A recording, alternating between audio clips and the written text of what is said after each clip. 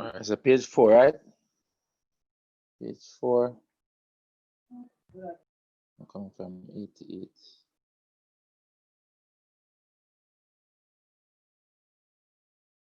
Not there.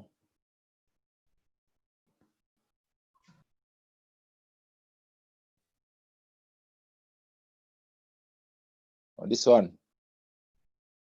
Yes, sir. Yeah, all right. So this one, we basically have to reason it out, right? It's based on information. It says there are 30 students in the class, right? And it says each of the students have a dog. Right? The 30 students in the class have a dog, meaning 1, or they have a cat, meaning 1, or they have none, or they have none. All right. So that they have a dog and a cat. So they can have a dog and a cat, you know, and they have none. So all the students who have cat also have dog. So all the students who have cat also have a dog. So all the cat people them have a dog as well. The number of cat people is 12. So it means that you have 12 persons who have cat and dog, right? Because remember, I know they say all the people who have cat also have dog, right? And then the 12 persons have cat. So the first 12 persons have cat, those 12 persons also have dogs. So you have 12 dogs accounted for already. And then they say the total number of dogs is 16. That's what that is. So of that 16, you have 12 of them here who have cat already. And so you have 4 more who have just the dog alone. You understand that? Understand that, Amir? Yeah, man, sir. Good. So all the people who have cat also have dog, and there are 12 cat people. So all of those cat people also have dogs. So there are 12 persons who have cat and dog. And then because there are 16 dogs, it means that there are 4 more dogs, 4 more persons with dogs who do have no cat. And then the total number of persons in the class is 30. All right? Total number of persons in the class is 30. So we look at these Venn diagrams. This one down here is the one that makes sense. Because all the persons who have cat also have dog. So the 12 cat in here, and there are also 12 dogs in here. So you have 12 dogs and 12 cats right in here. So 12 dogs and 12 cats right in there. 12 dogs and 12 cats. And then now you have, four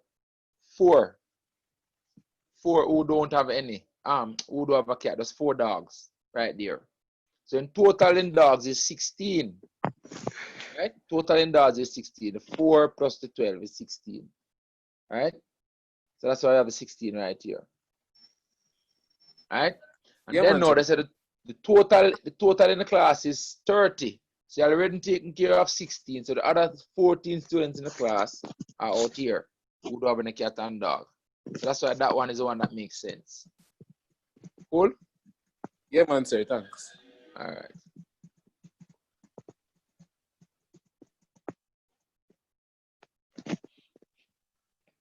Okay, maybe leave the 16. Leave the 16 right here.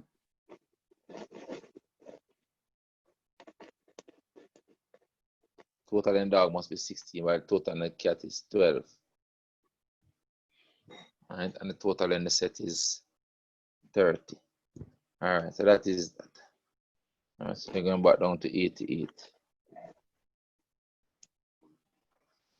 All right, so this is where we're at. So we're going to start now, right? Now, these questions will be repeated, but I'm going to do them again still. All right, I'm going to do them again.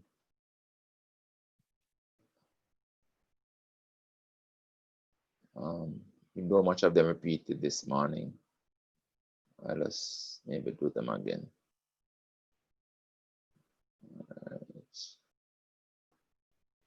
All right, so this first question says, what percentage of 40 is 8?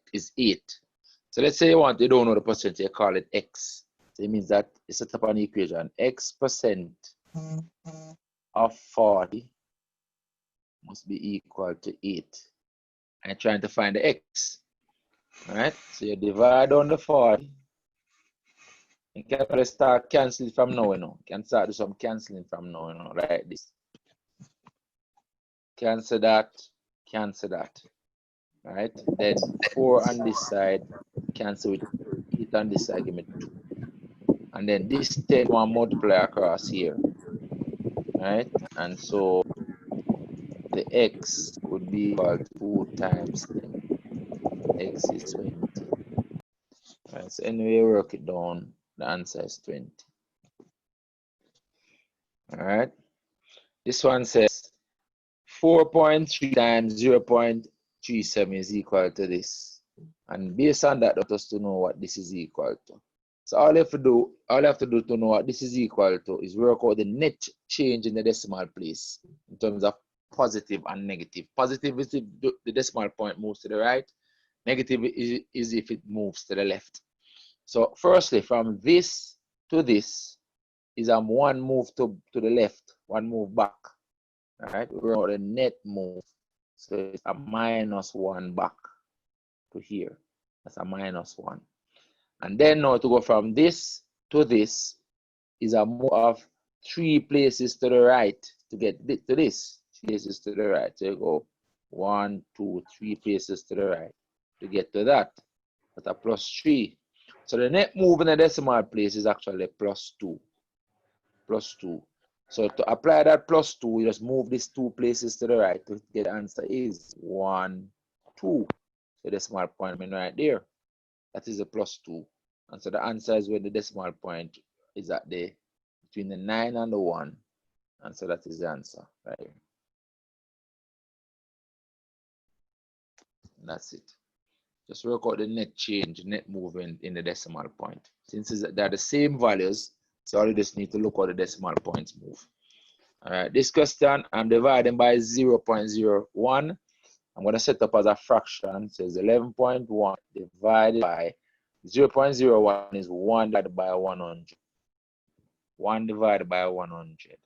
So to divide by 100 is the same as to multiply. To divide by 100 is the same as to multiply by. To divide by 1 over 100 is the same as to multiply by 100. So invert and multiply. So it becomes that times 100 over 1. And so this moves this decimal point 2 places to the right. Let me show it in the red. 100 moves this decimal point 2 places to the right. All right? And so the final answer, I put a 0 here. Put my red 0 here. And the decimal point is now out here at the end. So the answer is this one.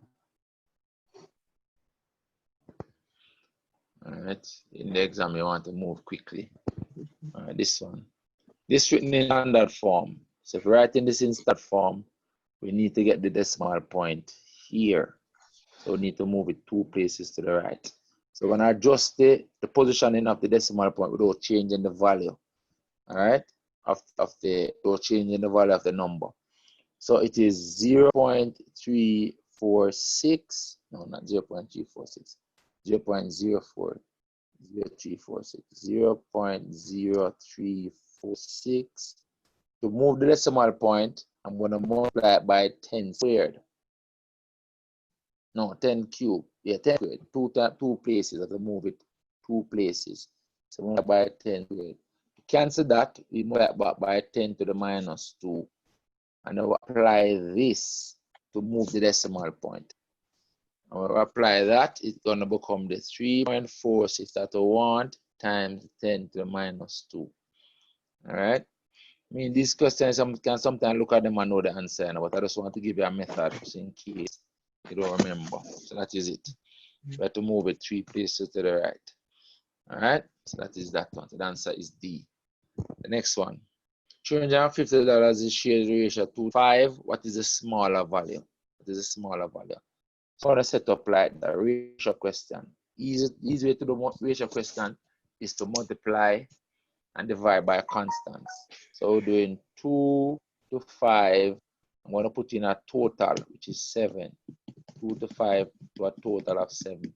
I want my total to become 350. 350.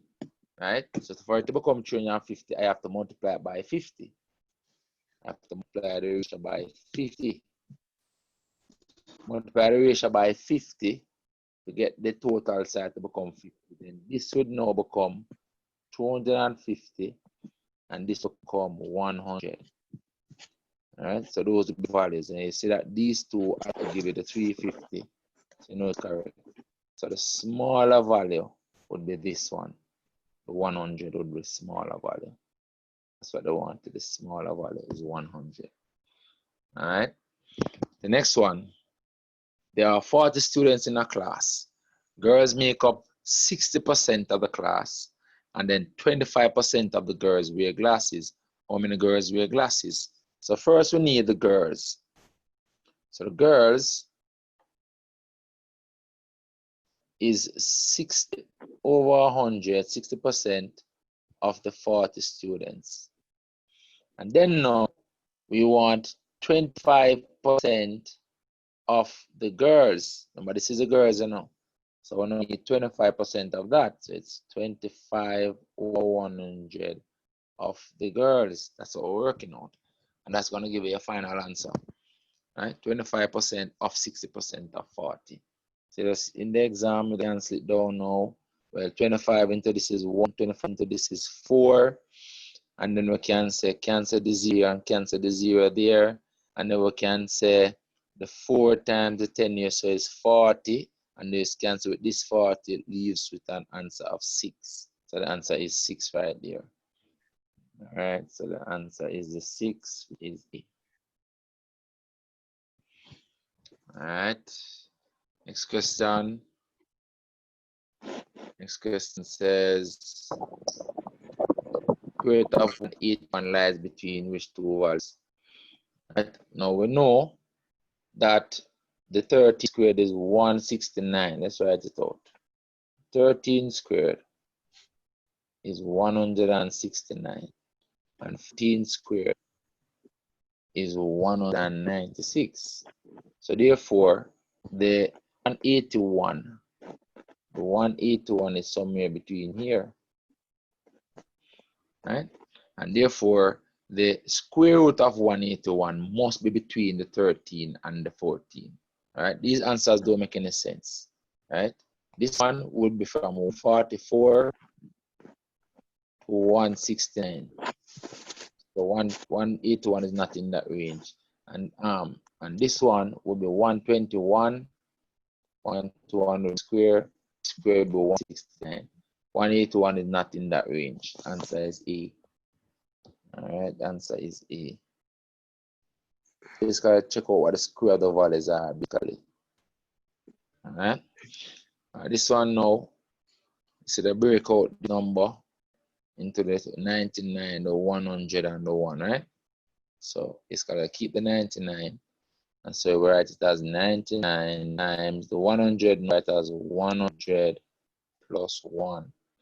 And they expand the bracket. We expand the bracket to get 99 times 100 plus 99 times 1. That's 99 times 100 here, and then 99 times 1 here, the plus 1 here. And so that answer is this one, 99 times 100 plus 99 times 1. That is the answer. All right. This one now. What is the value of the 2 in this? The 2 value is actually 0.02. That's what that 2 is value, 0.02.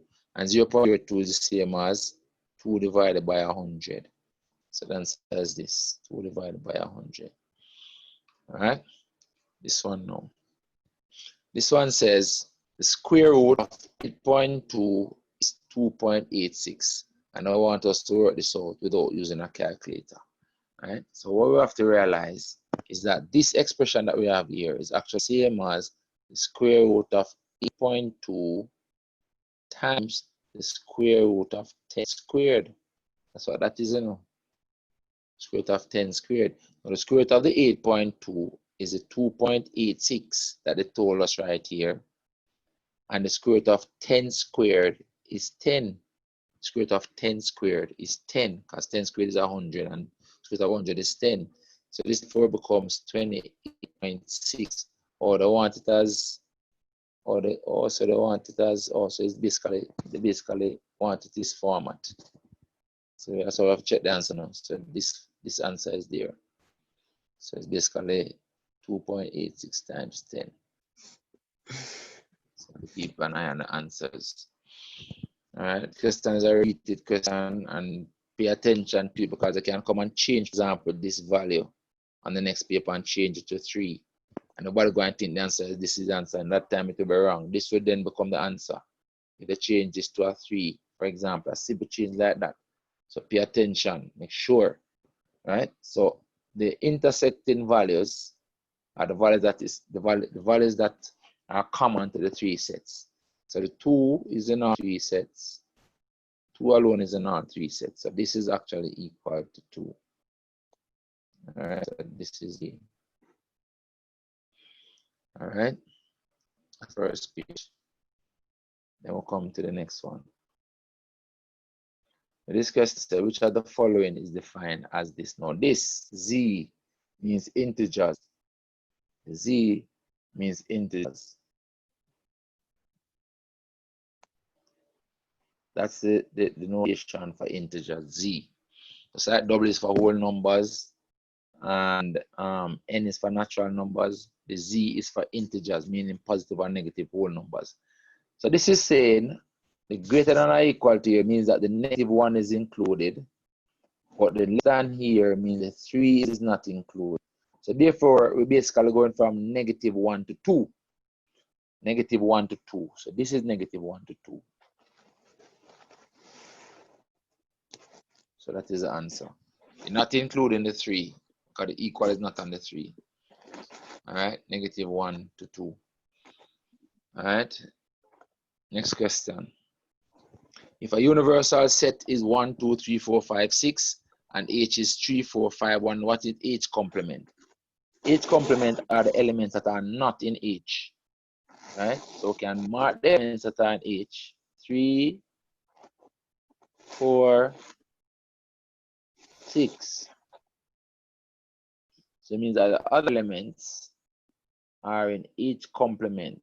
The 1, the 2, and the 5. So H complement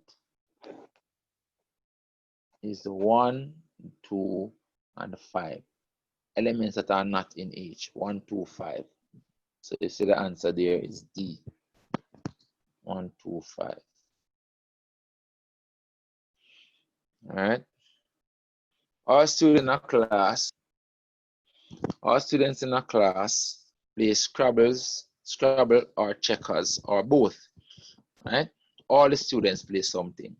Now, 36% of the students play Scrabble, right? Scrabble only, and 48% play checkers only. Then what percentage play both? Now remember, I know it is that play Scrabble. Some play Scrabble, some play checkers, and some play both. And they must have 100%. That's all the students. The ones who play Scrabble is 36%. The ones who play checkers is 48%. I know you're trying to find the ones who play both, and all of that add up to 100%. So basically, you're trying to find the both, those who play both. So the B is simply equal to 100 minus 36 and minus the 48, right? And that works out to be 16. Work it out, you're gonna get 16 because it must add up to 100%, 100%, right? So they ask what percentage? Percentage 16. 16% of the students play both. Next question says, if EC $2.50 is equivalent to $1, then what is EC $20? Again, we just can just multiply these values up, right? Just multiply them up until we get what we want. So let's set it up. So EC to US is $2.51. I want this to become 20. So I just multiply up by some simple values if I can't see what it is right away, right? So I can multiply by 2 first to get up to 5, example. Easy numbers. I multiply by 2 first. I multiply by 2, it becomes 5 to 2. And then I need to multiply by 4 to get it up to 20. I can now multiply by 4. I multiply by 4, it will then become 20. So it becomes 20 to 8. So it means that 20 EC dollars is 8 US dollars. So the answer is, and that's how we can do exchange rate questions as ratio questions. Just multiply by friendly values until we get what we want. All right. Next question. It says simple interest on $600 means that the principal is $600. Principal is $600. For time t at 5%. So the rate is 5%. So the rate is 5. Is $120. So the I is 120. And I want us to calculate the time t. All right. I want us to calculate the time t. So we're using the formula. Again, that I equals PRT divided by 100. And this time we're trying to find the t. So we're going to multiply the 100, divide on the p, and divide on the r. All right. And leave t as a subject, the time. It's going to be 100 times I divided by the principal and the rate. And just put the values now. T equals 100 times the interest of 120 divided by the principal of 600 and the time, the rate of 5. Right? And they should not have any dollar sign in front of the answers because time is not measured in dollars. Time is in years. All right, so this dollar sign in front of these not correct. So it's 100 times 120 over 600 times 5. So the answer is A. All right, the answer is A. Okay, moving on to this up here. This again is a very common draft. Right, so the cash price for a TV is $350. When it is bought an higher purchase, you have to make a deposit of $35, followed by 12 monthly payments of $30. So 12 times they pay $30. And so you record the higher purchase price. Higher price is the $35 deposit plus 12 times $30. 12 times the $30. The 12 times 30 is $360. So then it's $35 plus $360. 360 plus 35 is 295. That's a higher purchase price, and the cash price is $350. So clearly you're saving $45. So you save $395 minus $350.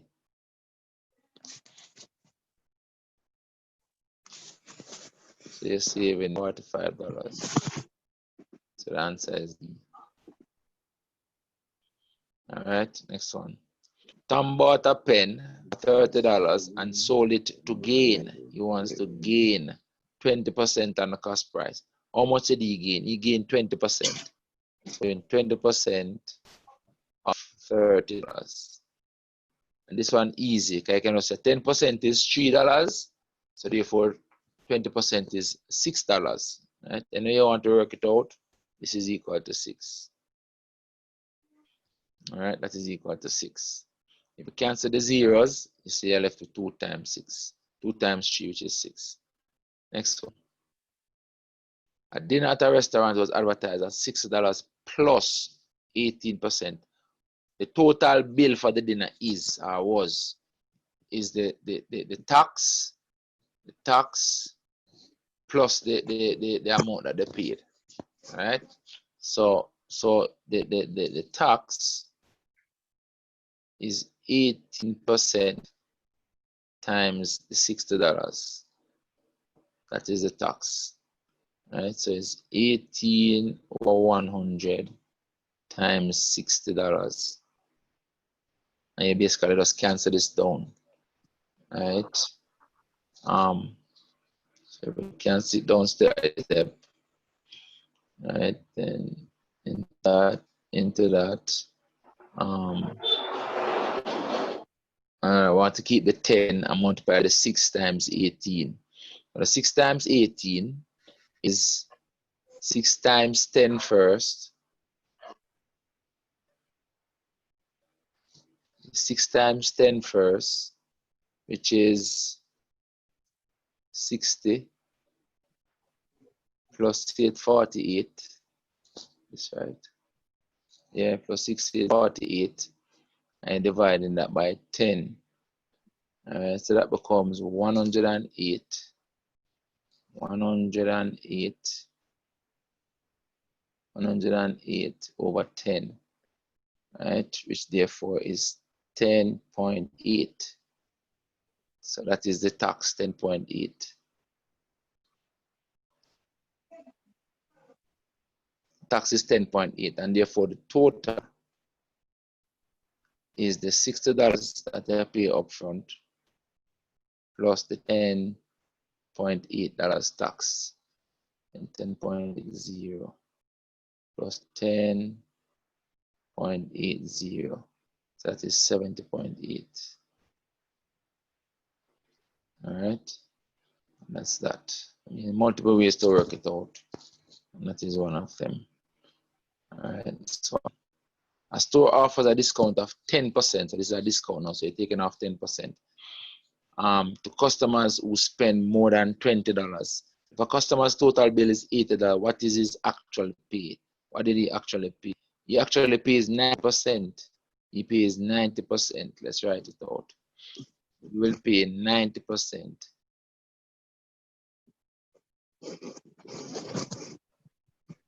of $80. Okay, getting a discount of 10%. If we get a discount of 10%, then you will pay 90%. And so it's 90 over 100 times $80. Clearly, all those zeros will cancel, and they're going to get 9 times 8, which is 72. So basically, that is it, 72. Mute your mic, please. Mute your mic. All right. Next one.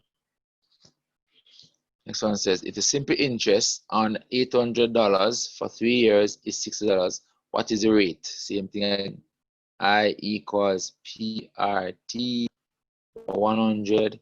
This time trying to find the R. So multiply everything around the R. I'm gonna get 100I divided by the principal and divided by the time, it with R as a subject. So you multiply up the 100, you divide on the principal and divide on the time.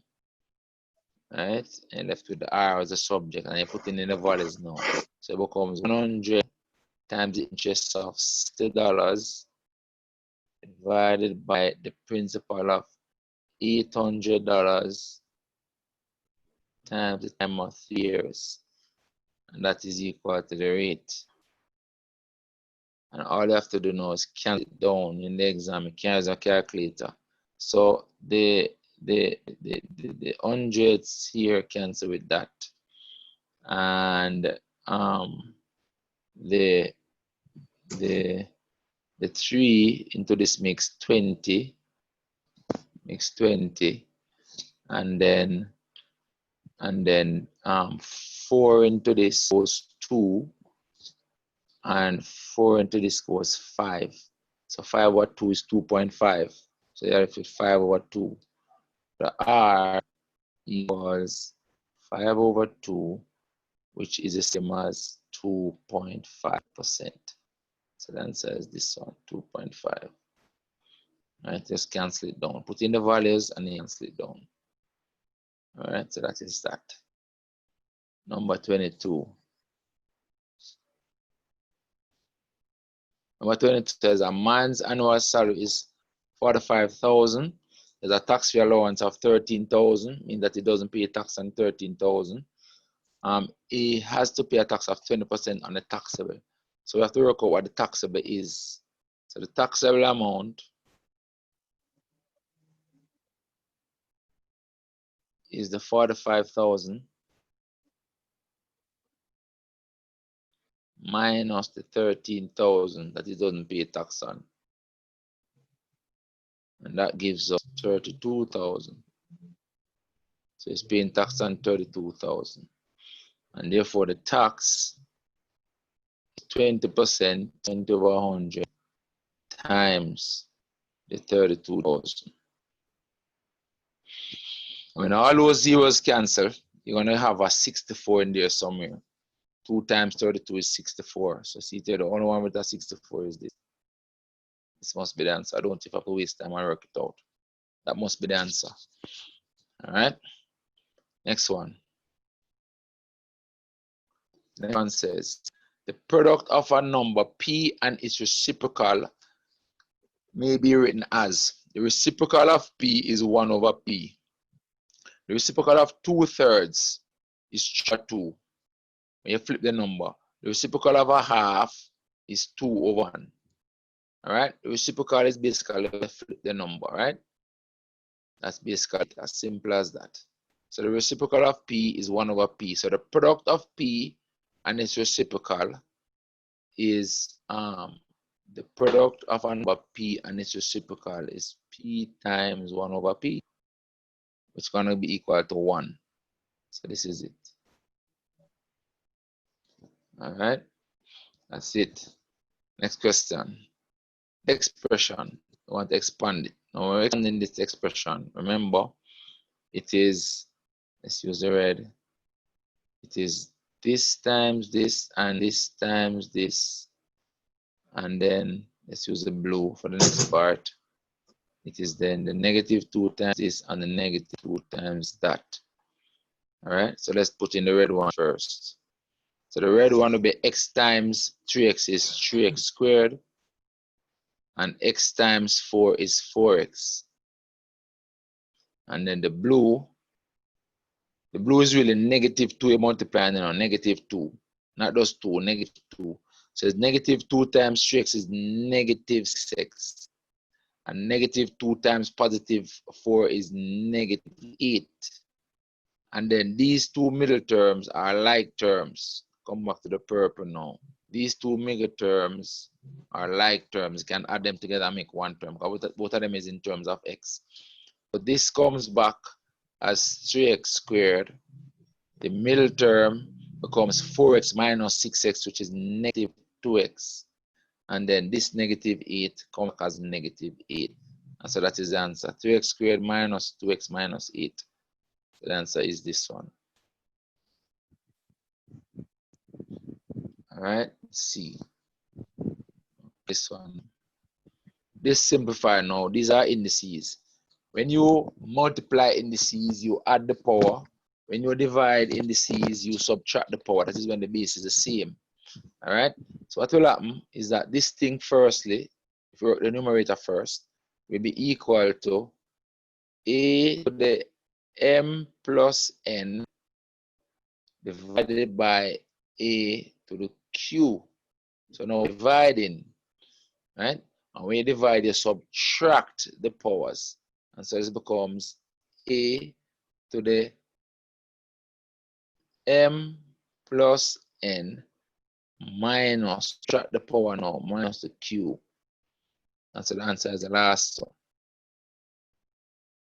All right, that is it. That's the last one right there. Then we'll come up now to question number 27 right here. This question this morning, so it was -1, but let's work it out again. You're trying to make x object basically. So first you're going to subtract the 3. So you're going to get 2 over x equals 1 minus 3 means 2 over x equals -2. And to make x a subject, we can multiply up the x and divide down -2. All right? Multiply x and divide down -2. So we're going to get x equals 2 divided by -2. 2 divided by negative 2 is negative 1. So x equals negative 1. So the answer here is negative 1. And it's an example you can use the answer to check if it is correct. So if you put negative 1 here for the x, you're going to get 2 divided by negative 1 is negative 2. So it's going to become negative 2. And then 3 minus 2 is 1. So you know that it is correct. Right? So remember, when you finish the exam before time, you can actually just check about the answers, make sure they are correct. All right. This next question. It says A is 5, B is 2, C is 4. What is 6AB minus 2C? So this is algebra putting in the values. So it is 6 times 5 times 2 minus 2 times 4. Because the C is 4. 6 times 5 times 2 minus 2 times 4. No, 6 times 5 is 30. 30 times 2 is 60. Minus 2 times 4 is 8. 60 minus 8 is 52. 60 minus 8 is 52. So the answer right here is B, 52.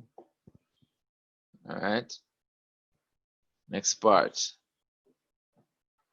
This one wants to find the value of y. So what we can do, we can expand this out. All right. I want to find the value of y. So I'm going to expand this bracket and expand this with a negative 3 across that bracket. All right. That's what we have to focus on, is a negative 3 there. So the 5 times y is 5y. 5 times negative 2 is negative 10. Then the minus 3 times y is minus 3y. And the minus 3 times 4 is negative 12. That is equal to 0. Everybody understands that. Here I was multiplying by a negative 3. That's why these two values come out negative. That's why a lot of people make mistakes. A lot of people plus right there and get it wrong. We're actually multiplying by a negative 3. Then you group the like terms. 5y minus 3y is 2y. Minus 10 and minus 12 is minus 22 equals 0. Then I can divide 2 by 2, or I can transpose it. 2y equals 22. And divide by the 2, now I get y equals 11. So the answer is y equals 11. All right, next one. The next one says, the area of the rectangle is x squared. The equation which may be used to find the value of x is what? Basically, the area is x squared. I know so the area is also this times this, length times width. All right? So the area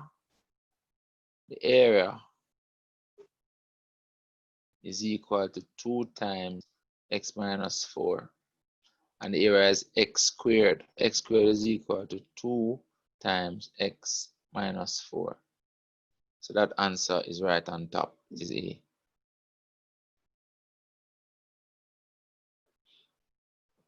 All right. Number 30.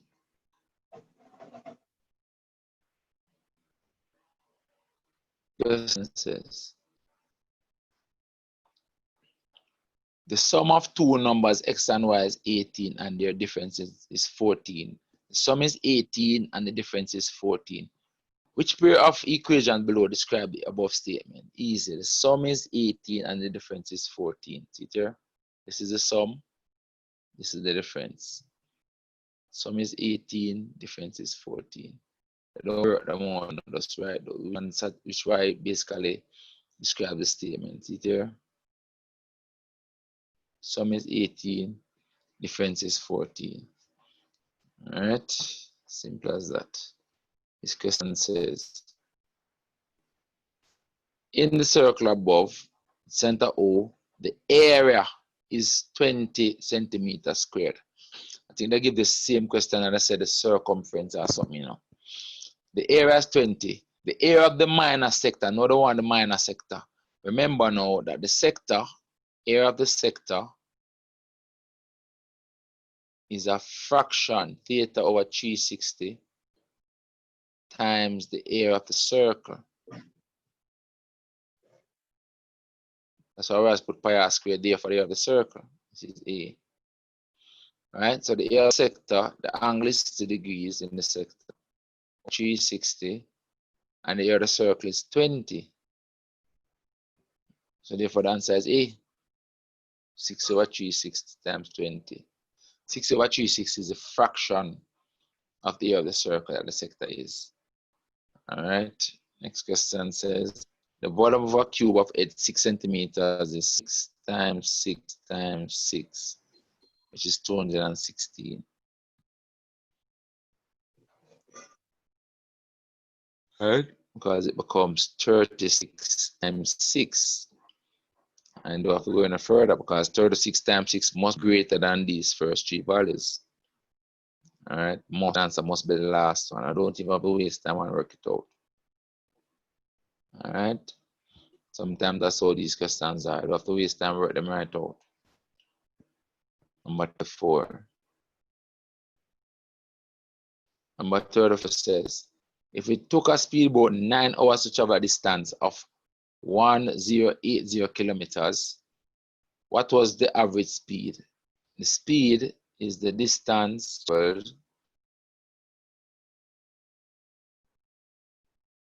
over the time taken. The distance is 1080 kilometers. The time is 9 hours. So you simplify this down. The 9 in this is 1, the 9 into 108 is 12. And then you can put back this 0. So the answer is 120. So the answer is 120. 120 kilometers per hour. All right. Number 35, another repeat question. It says in a rectangular garden plot, 50 meters, it is 50 meters long by 12 meters wide. An area of 80 meters squared is used for vegetable. What area of the plot is left? So it is the total area, which is 12 times 15 minus area of the garden and the vegetable. All right. So the 12 times 15 is actually 180 because the 10 times 15 is 150. 10 times 15 is 150. That one represents 10, and then this 2 represents 2. 2 times 15 is 30, so it becomes 150 plus 30. That's what this is, and then minus 80. So this actually is 180. So it's 180 minus 80, so the answer is 100. 100, so the answer is here. All right. Question says, figures each had 2 glasses of champagne. Each glass had 150 milliliters. How many liters, not milliliters, no, how many liters of champagne are used? So it's 50 guests. Each had 2 glasses, so it's 100 glasses. And then each glass had 150 milliliters. And so this is 100 times 150 milliliters. And so it is 15000 milliliters. And divide 1,000 to get liters. And so that is 15 liters, which is what the question wanted. Liters. That is the answer. All right. Next question. An aircraft leaves A at 1600 hours and arrives at 1930. So that's basically 3.5 hours later, traveling at an average speed of 550 kilometers per hour. Now remember, the 30 right here really means half an hour. And we can't work in minutes. 30 is 30 minutes, which is half an hour. You cannot work in hours and minutes at the same time. So you have to realize that the total time of flight or travel is from 16 to really 19.5 hours. That's 3.5 hours is the time of flight. 3.5 hours, right? So basically the time is 3.5 hours and the speed is 550 kilometers, right, per hour. All right, and so if you want to find the distance, you have to multiply them, right? Speed equals distance over time, so distance equals speed times time. Distance equals speed times time. I want a space. All right, so it becomes 550 times 3.5. 550 times 3.5. So in the exam, you want to work this out fast, right? So you can make it what you can do. Multiple ways you can do it, you know. All right, so work out as 550 times the 3 plus the 0.5. So apply the 3 and then apply the 0.5. So the 3 times 550 first. Let's work it out down here. The 3 times 550 is 3 times 500. 3 times, this represents 500. 3 times 500 is 1500. And then this represents 50. 3 times 50 is 150. Right? And they're doing half of that as well. Right? Half of 550 is half of the 500 and half of the 50. Half of the 500 is 250. Half of the 50 is 25. So it's 250 and 25 give it 275. 275. All right. And what that means that this 50 and this 75 can give you a 25 in the answer. So the answer must be that one, the last one. That's how you can reason it out. Right, so add up to this. So if you want, you can add them up, but sometimes I just like to reason it out. You must get a 25 as the last 2 digits right there. Or as I said, you can just add them up. All right. Next one. A square has the same area as a rectangle of size 9 centimeters by 16 centimeters. What is the length of the side of the square? We're going to call the side of the square x and the area. So let's set it up like this. Let's say the side of the square is x. So it means that the area of the square is equal to the area of the rectangle, right? And the area of the square is x squared is equal to the dimension of the rectangle is 9 times 16. So I can work it out and to be 144, but you can also do the square root. So x will be equal to the square root of the 9 times the 16. Square root of the 9 is 3 and the square root of the 16 is 4. All right, and so the length, what the answer is the length of one side, so it's 12. That's 12. Length of one side is 12. I can check it. If the length of one side is 12, then the area is 12 times 12, which is 144. And this is also 144, the 9 times 16. So therefore, the length of one side x is 12. All right, that is that. Next question. Again, pay attention to the page, the number, and change from down. Change from that. Now this is 39 and this is 40. So if you see that right away, don't go and do this one as number 14, otherwise you'll be in problems. Pay attention. Usually put a line across the page when they change the pattern of numbering. All right. So if you look out for that. Question says the area of a sector of a circle is 18 pi. The radius is 6. What is the angle? All right. Now remember that the area of a sector is theta over 360 times the area of the sector now times pi r squared. That is the area of a sector now. And they're telling us that that area of the sector is 18 pi. That's what they just told us. The area of the sector, this is the formula for area of the sector. And they told us that it is this. All right, so we'll put in the values that we want now. So we're trying to find the angle. Our aim is to find this angle right here. All right, that is our aim, to find that angle. So let's put in the values now. So it's theta over 360 times pi. Pi is actually cancelled on the two sides, you know. The pi is actually cancelled.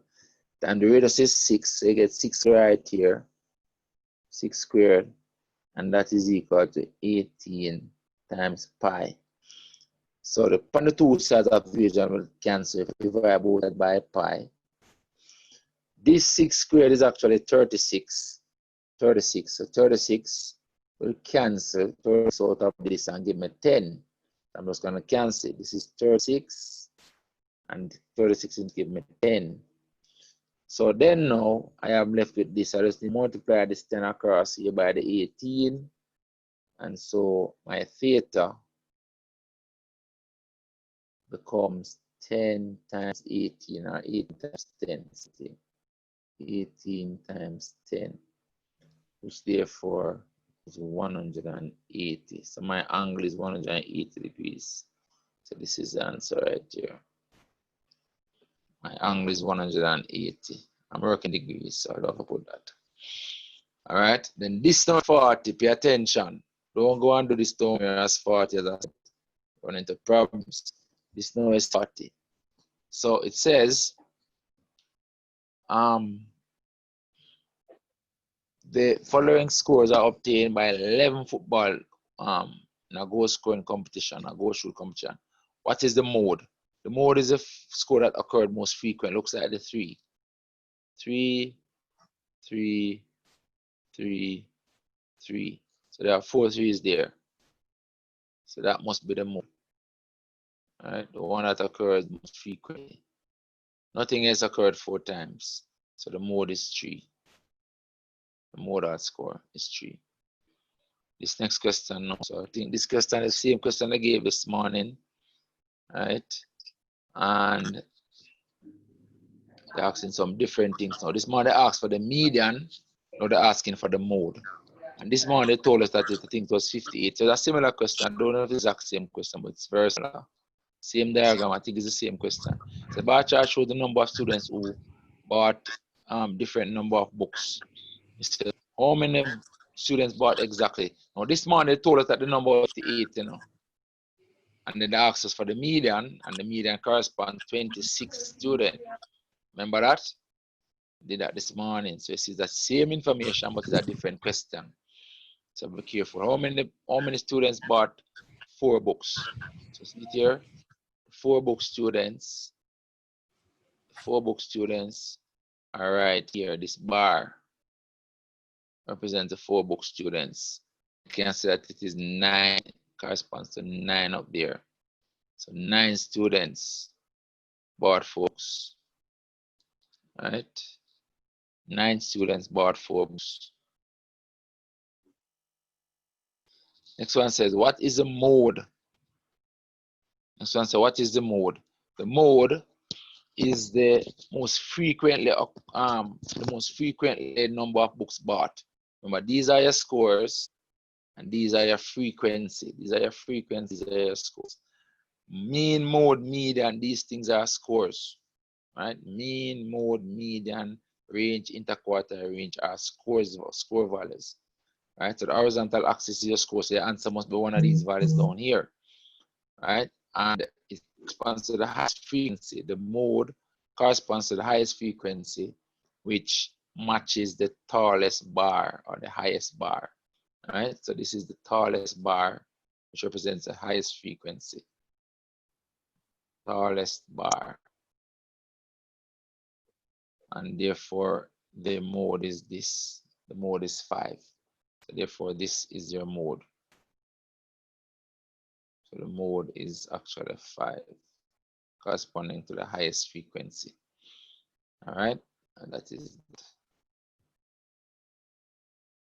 number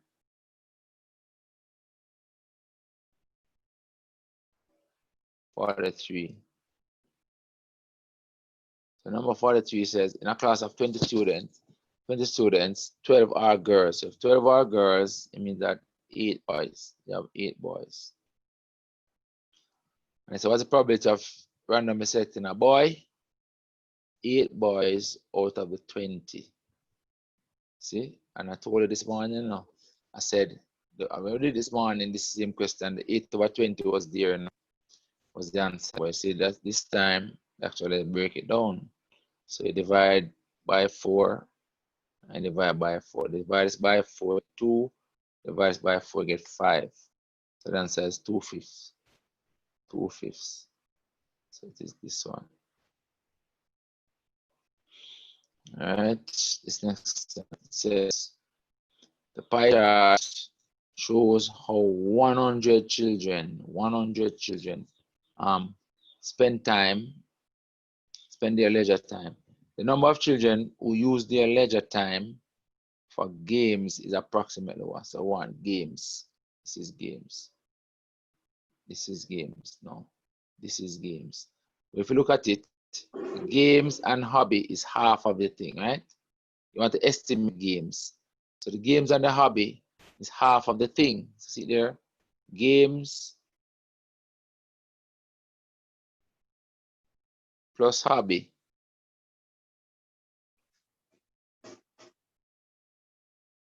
is 50, because half of the 100. Let me write that properly.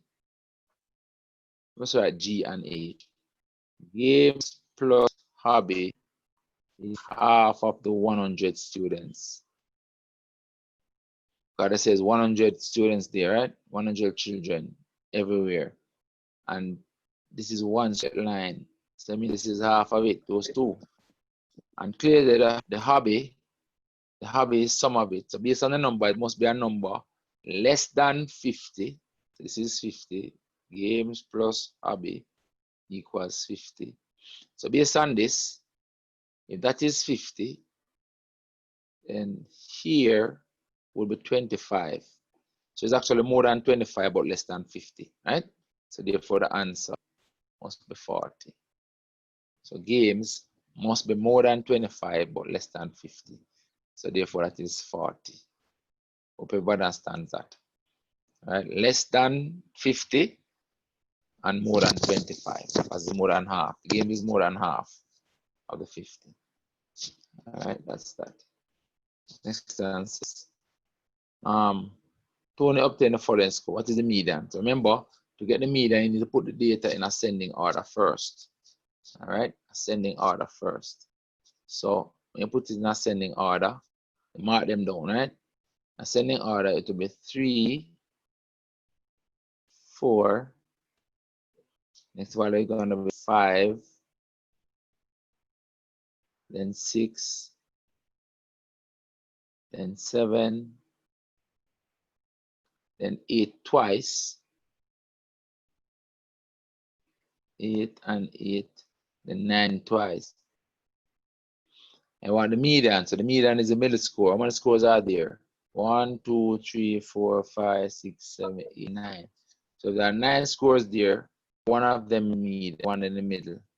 So you're going to divide it 4, 4. 1, 2, 3, 4. And 4 from the top. And therefore, the middle value here is your median Q2. Q2 is a median. So the answer is 7.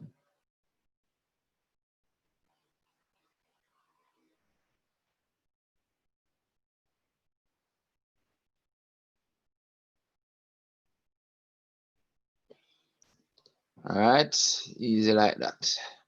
Next question. Up here, it says for the diagram, it's a mapping diagram. I'll see this question multiple times, but the answer is always different, right? It says the arrow diagram above describes the relation. So I just want to see which one of them is true. X is less than Y. X is less than Y. You know why this is not true? It is true in a sense. It is true. It's a truthful statement that all these values are less than all these values. Well, if that was the only relation, they would have an arrow going from this to this as well. You'd have an arrow going from this to this. Then from the 3, you'd have an arrow going to that. And you'd also have an arrow going to that. And then 4, you'd have an arrow going to the 9 as well and to the 10 as well. So that's why this can't be it. Everybody understands that. So even though it is technically true, it does not represent the mapping that is there. Right? Everybody understands that. Next part now says X is greater than Y. Well, that is totally not true because all the values over here are less. All the values over here are less. So this one is totally true. All right. Now, plenty of people be tempted to put this as the answer. And I said, I put it first. X is less than Y. Plenty of people be tempted. But the mapping doesn't show that. You have to go by what the mapping show. X is a multiple of Y. No. The x values are actually factors of the y values. So the third one is also not true. See, the last is correct. X is a factor of y. 2 is a factor of the 8 and the 10. That is true. 3 is a factor of the 9 alone. And 4 is a factor of the 8 alone. So the Venn diagrams, the mappings agree with this. So some people might ask, why is this one not correct? Just explained it. As if that was correct, the 2 will be mapping to 9 as well, as I said. All right, 3 will be mapping to this, and the 4 will be mapping to R3 if the first one was correct. Because it have to satisfy all the mappings. The statement must satisfy all the mappings. All right. Next question. This next question says, which of the following line graph represent greater than 2? So since you're only greater than 2, you need an open circle on the 2. You're less than or equal to 4. So you're equal to the 4, you put a shaded circle on the 4. So you're looking for the number line that has an open circle on the 2 and a shaded circle on the 4. Open on the 2 and shaded on the 4. That's the last one. Open on the 2, shaded on the 4. Because the 2 is not included. All right, next question. To the following represents a straight line. A straight line is one that can be written in the form y equals mx plus c. Can transpose into that form. So this one is about x squared in that out of it. This one has an x squared in that out of it. This one has a product of x and y. That one also is out of it. So the answer must be this one. But you see, this is y equals mx plus c. If we carry over the 3, it will be y equals 2x minus 3. Right? So that is the third one is correct. Is a line. Let me write it. This one would become y equals 2x minus 3. So the answer is this one. All right, 48. All right, next page.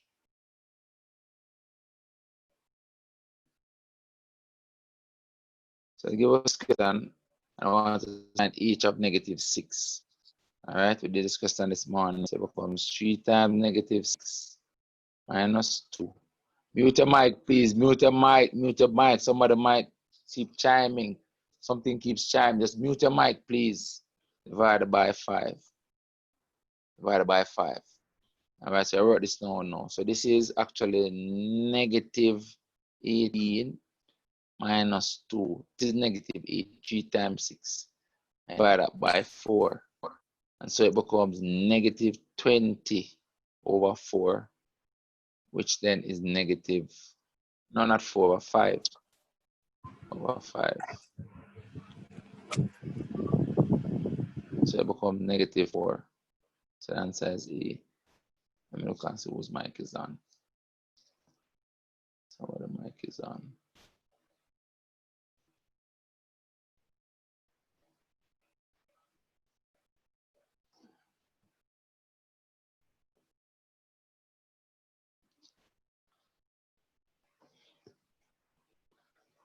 All right. This next question wants us to decide which of the pairs, right, match this function. Which are the following sets represent the function f of x equals x squared plus 3, where x are the values 0, 1, 2, and 3. So the 0 is taken care of already. So we have to work out the 0, right, because the same value for all of them. So we can jump to the 1. What value will we get from the 1? Right, the 1, if we put 1 here, it will be 1 squared plus 3. 1 squared plus 3 is 4, so the 1 is mapping to 4. All right, so know that the answer is either this one is correct, and this one is correct. So know that the answer is either A or C, based on the fact that this is 4, this is 4. So let's go to the 2 and see what we get from the 2. From the 2, right, you're gonna come now, put 2 here. So 2 will be 2 squared plus 3. 2 squared is 4, 4 and 3 is 7. So the 2 is mapping onto 7. So I want to see which one of them has the 7 now. So that 5, so you don't want that. You want the 7. So the answer is E. All right, answer is equal. This is not 5. This 5 is wrong. So you want is the answer.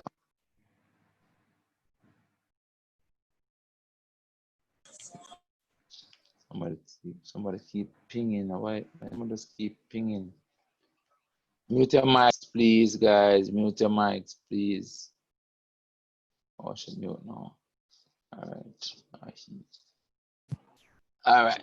So that is that. Next question. Next one. What is the grade of a line? To have a gradient, the line must be in the form y equals mx plus c. All right. So we don't want this 2 right there. We don't want the 2. We want y. So we're going to divide by 2. We're going to divide by 2. Divide by 2 or multiply by half. See? So divide the equation by 2. You divide each term by 2. And so it becomes y equals minus 3 over 2 times x minus 4. I divide it by 2 as well. All right. And so the gradient is right here. This is the gradient. This is the gradient m minus 3 over 2. All right. So the gradient is minus 3 over 2.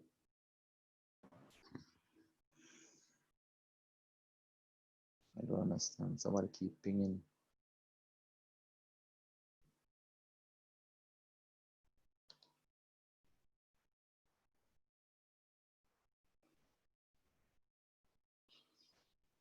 All right. This next question, 52, says these are parallel lines. P, Q, and RS are parallel lines, right? So this line is a transversal line. It's a transversal line. The line that crosses parallel lines is called a transversal line. And once you have those, you have alternate angles forming Z angles, which are Z angles, and you have U angles forming. You also have corresponding angles and vertical opposite angles. This time they ask for the relationship between P and Q. They're the angles that are alternate are in the Z. Right there. And so they are equal. So the answer is that they are equal. All right. So that is that. They are equal. All right. In fact, I shall leave the Z so you can see it. All right. So next one. The quadrilateral whose diagonals bisect at right angles is a rhombus. The diagonals of a rhombus bisect each other at right angles. All right. Diagonals of a rhombus bisect each other at right angles. And if you could use you can use a process of elimination, not a rectangle, not a trapezium, and not a parallelogram. Right? Because a rectangle is a parallelogram. All right. So it's none of those. So the answer is a rhombus. Diagonals of a rhombus bisect each other at right angles. Right? Like a square is a rhombus. Square is a rhombus. A rhombus is a quadrilateral with 4 equal angles and 4 equal sides. So a square is a rhombus. Right? Any quadrilateral with 4 equal angles. No, lie. A rhombus is a quadrilateral with 4 equal sides. Yes, 4 equal sides. A rectangle is a quadrilateral with 4 equal angles. So a square is a rectangle, and a square is a rectangle and a rhombus in one, because it has 4 equal sides and it also has 4 equal angles. So let me say it again.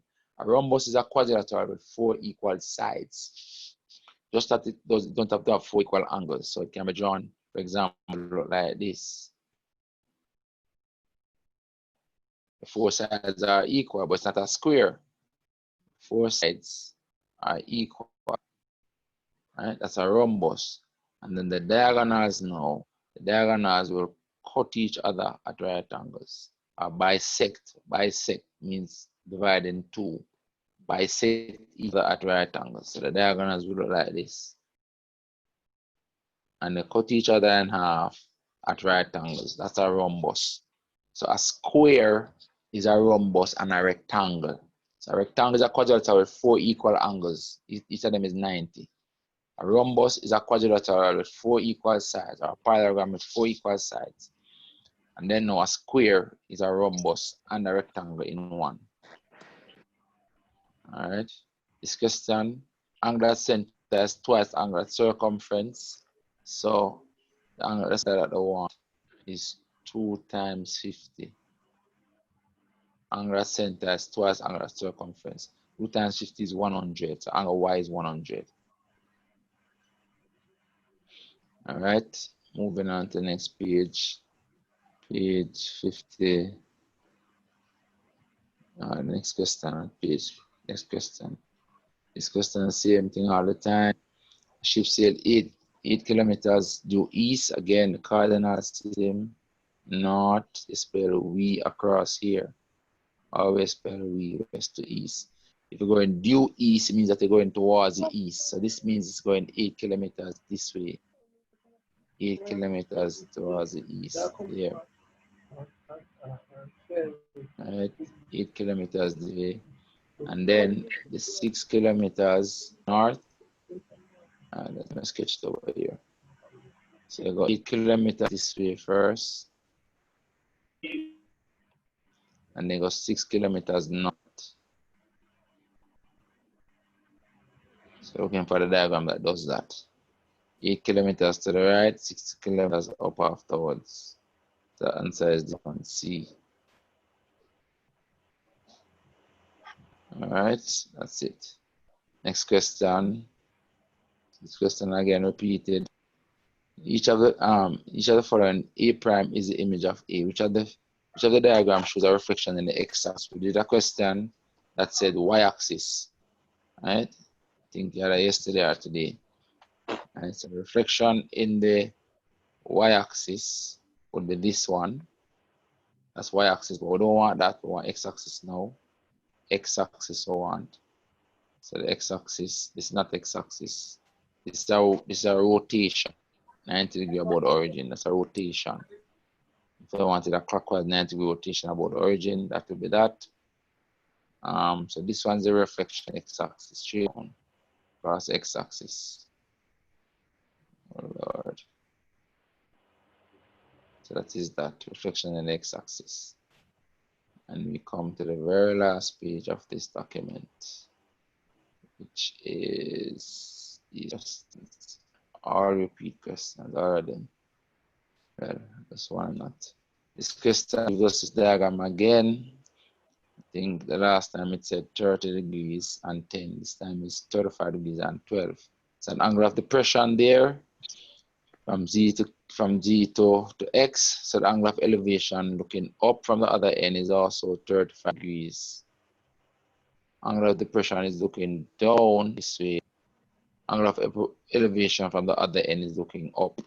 So that's 35 degrees. And I want us to find this side, YZ. So this to this angle, this is the adjacent side, and this is the opposite side. The trig ratio connecting the opposite side and adjacent side is tan. So I have to use tan trig ratio to do this question.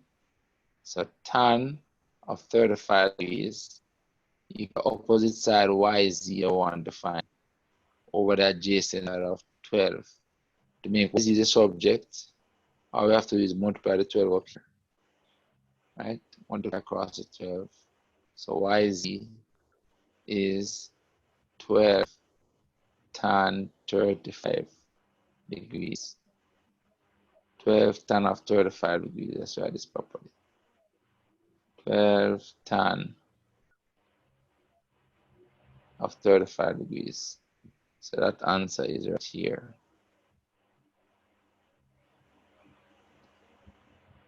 All right. Next question. This repeat question again. I want to find the length of MO. Those two triangles are similar.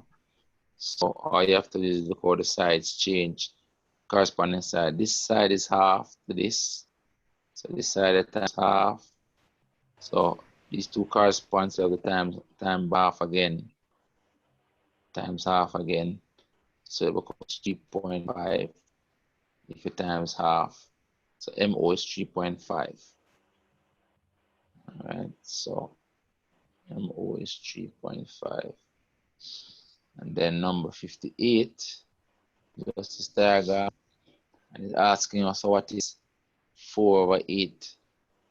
Right? Now if you give an answer in terms of x, this angle, then in terms of this angle, this is the opposite, and this is hypotenuse.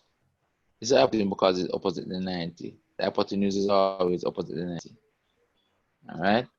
So in that case, the sine of x would be equal to 4 opposite over hypotenuse, which is 4/5. But if, let me use a different color, show you something that I can change this answer now. If this is the angle of consideration that I'm marking in red now, the y, and in that case, this side would now be the j side. And this is still the hypotenuse, that won't change.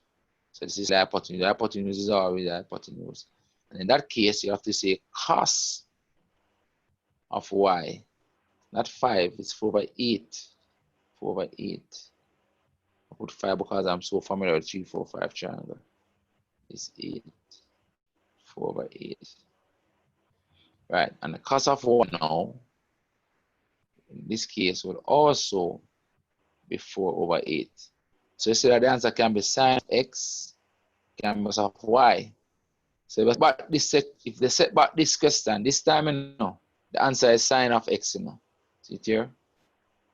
But the point is they can set back the same question and the answer then is cos of y. So you have to pay attention, right?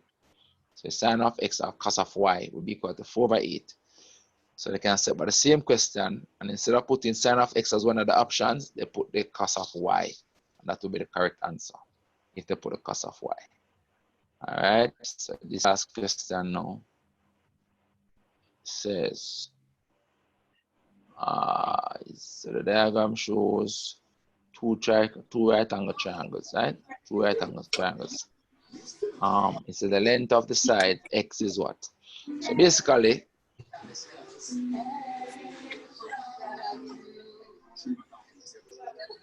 mute your mics, please.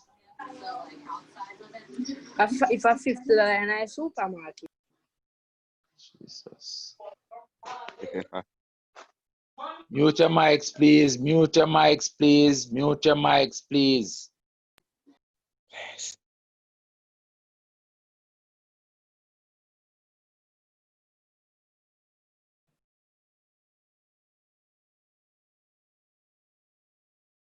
All right.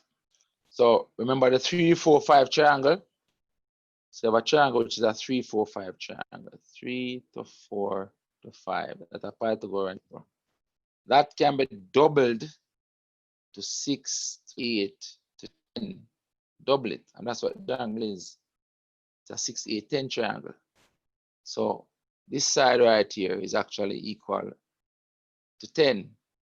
This is therefore 10 centimeters. If you don't know, you can use Pythagoras Theorem and work it out. But it's best to know these kinds of triangles. This is 10. This side is 10 centimeters. Because it's the 3, 4, 5 triangle doubled. And then you want to find x. So you want to use Pythagoras Theorem now. So Pythagoras Theorem says the x is equal to the square root. This becomes the hypotenuse in this triangle now. No, the x is the hypotenuse, right? The x is the hypotenuse. In this triangle, the x is the hypotenuse because it is opposite the 90. Right? So the hypotenuse squared is equal to the sum of the square of the other two sides, which is 10 squared, this one squared, plus this one squared, which is 5 squared. And so it is equal to the square root of 125. Because this is 100 and this is 25. So the total is 125. So you see the answer is this. Now for here, for this one, for this side, if you did not know the Pythagorean triple 3, 4, 5 double to 6, 8, 10 as I did here, you could actually work out, right? Let me show you now to get the in. So for the 10 centimeters. I'm showing you how you could work it out. You could use Pythagoras Theorem, right? Again, see if it's in red, and say that side squared would be equal to the square root of 6 squared plus 8 squared, which is the square root of 36 plus 64, which would be the square root of 100, which is the 10 that we got.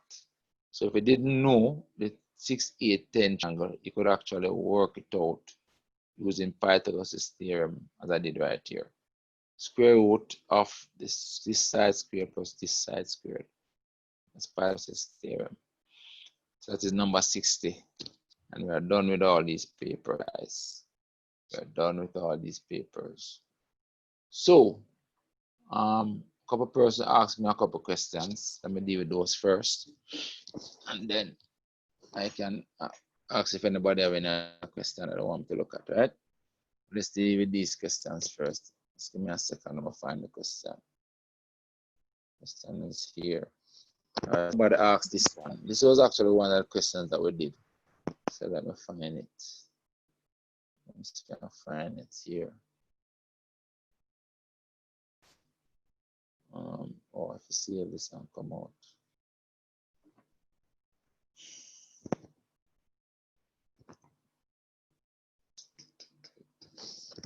It's gonna take a while, it's a big file.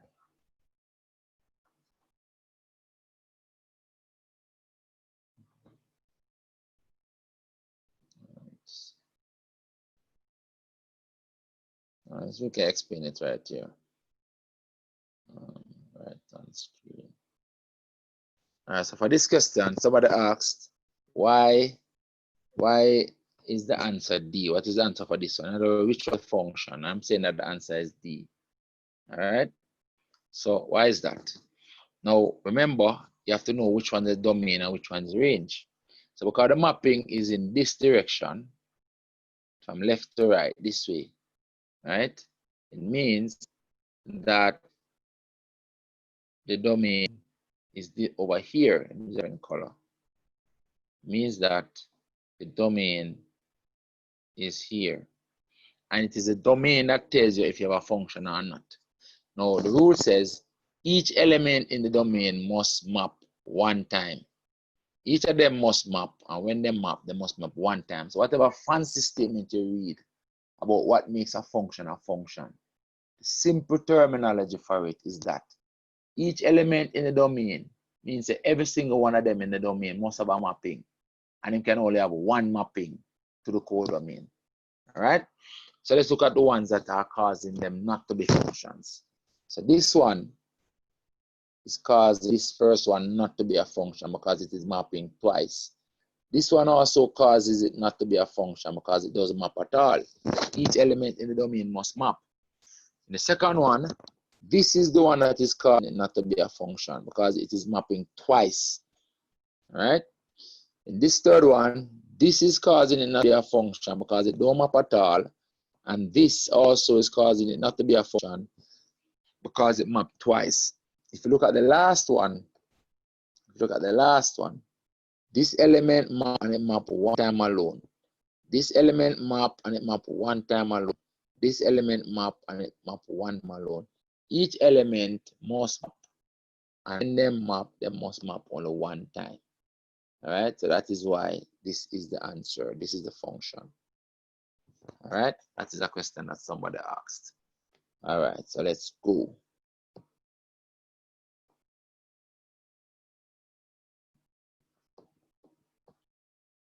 All right, so another question somebody asked. Where is it? I think, let me try something, see if I can find them. Yeah, right here. All right, somebody asked this one. Somebody asked this one. Somebody asked, how do I mark on this one? All right. Bear with me a little bit, guys. So I use this color. purple. All right. And let's use a red. All right. So somebody asked me to explain this one for them. So the question was, what is the length of W? Length of W across here, right?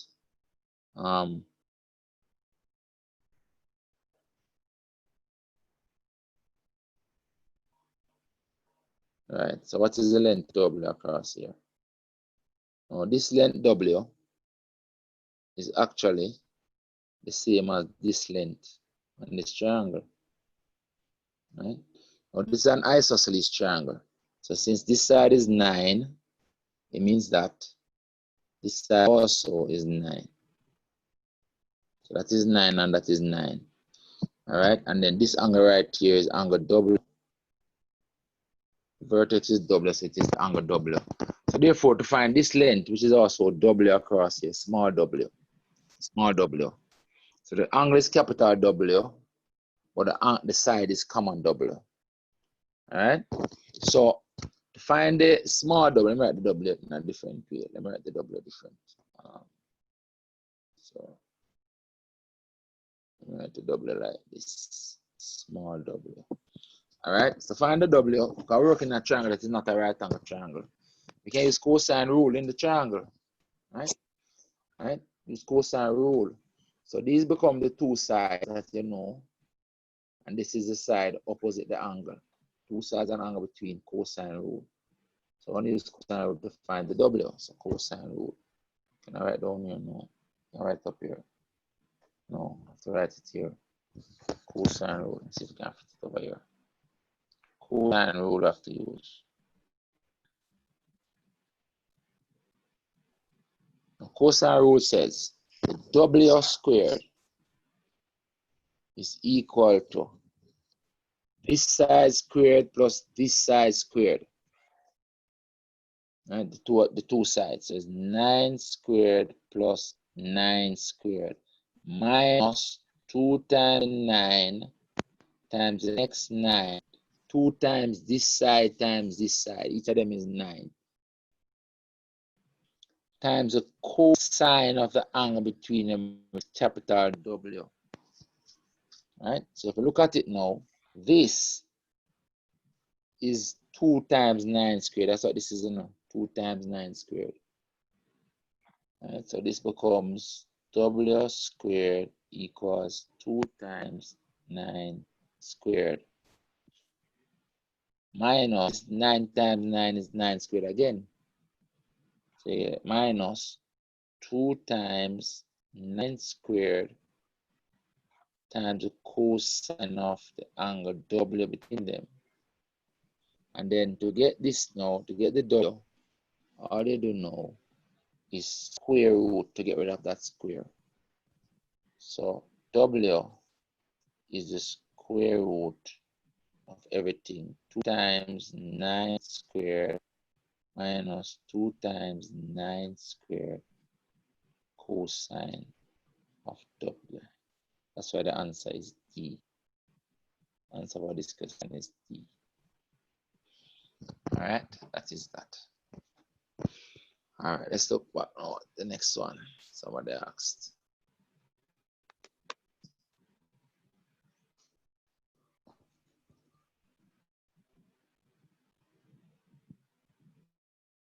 Where is it? You can see. All right, the next thing somebody asked was, where is it? This one. So somebody asked for this one, right? Somebody asked for, which question asked for again? Oh, he asked for this one up here. Let me see. Right on screen. Right. Okay. So he basically asks for this one, number 4. Let me see, number 45. Yeah, number 45. Person asked for number 45. So number 45 says, the pie chart shows, we did discuss that already, you know. The pie chart shows the preference of drink of a group of students. If 12 students prefer chocolate, so this is chocolate, And there are 12 students, you know. Now the chocolate sector is 60 degrees, you know. 60 degrees. And there are 12 students in there. Right? What does that mean?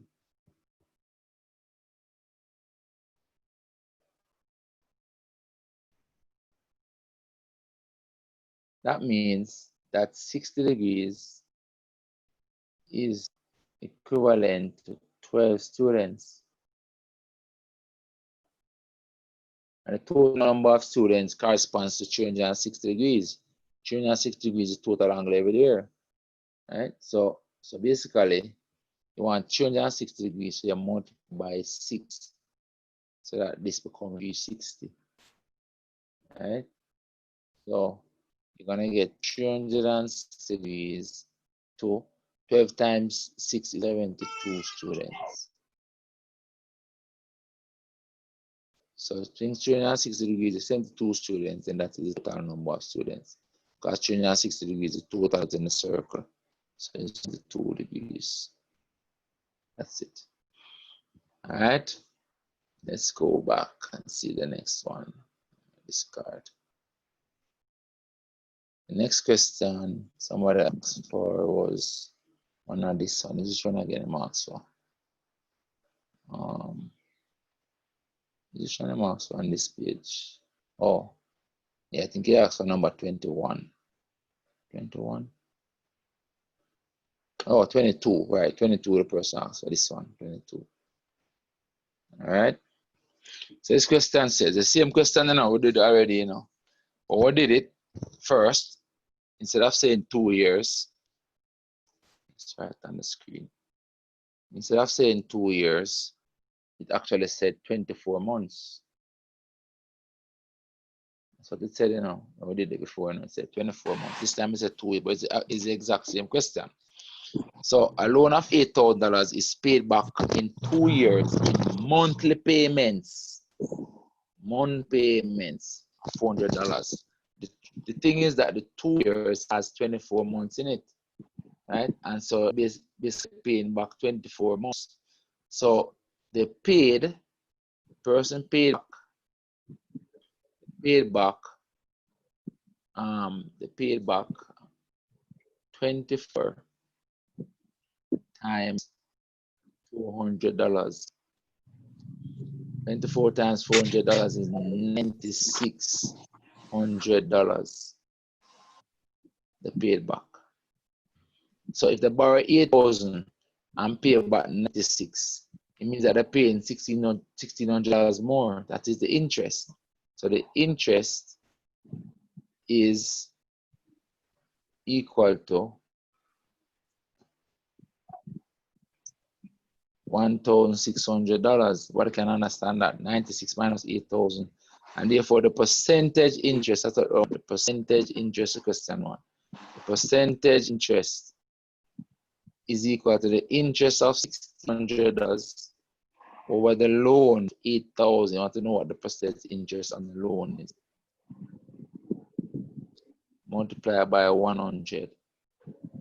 You're clearly going to get a 2-0 value because of 8 divided by the 16 going to give you 2. I have zeros everywhere else. So the answer must be 20. Be 20 right there. It's going to work out to 20 if you simplify it down. That's it. 20. Let's see if there's another question anybody asks. Let's discard this. That's it. 1, 2, 3, 4. Right. So those are 4 questions persons asked me so far. And then Amir asked one at the beginning. The question is, are there any other questions anybody want to look at? Sir, you have one, sir, but it's something somebody sent me, sir. You're breaking up. Come again. I have one, sir, but it's I have a question, but it's a picture somebody sent me. I'm gonna send you, sir. Yeah, WhatsApp. Yeah. Yeah, send it by WhatsApp.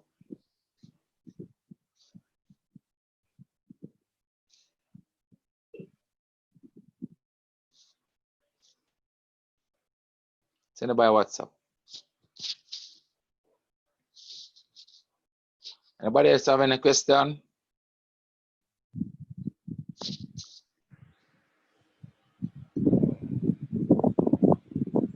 Nobody else have any question?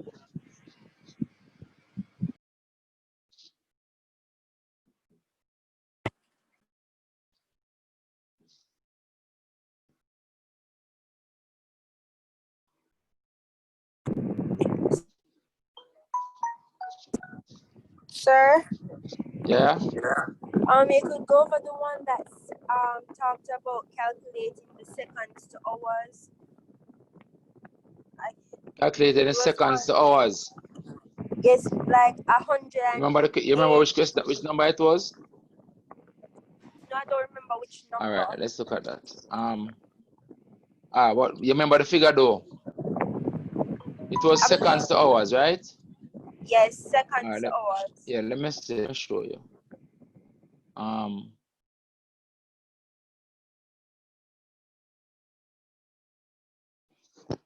I think what was the figure? 118. It was 000, something like that. I thought it was 108,000. Okay, so it's 108,000 seconds. Yes, and they was asking us to calculate it into hours. All right, so if you want to calculate it to hours, right? What you have to do, you divide it by 60 to get it into minutes first. And then you have to divide it by 60 again to get it into hours. You understand? When you work that out, you're gonna have hours. The answer is gonna be hours. So I have to do now is simplify it. You divide it by 60 first to get it into minutes, and then divide by 60 again to get it into hours. And then you just work this gradually. Right? So this 0 cancels this 0. No.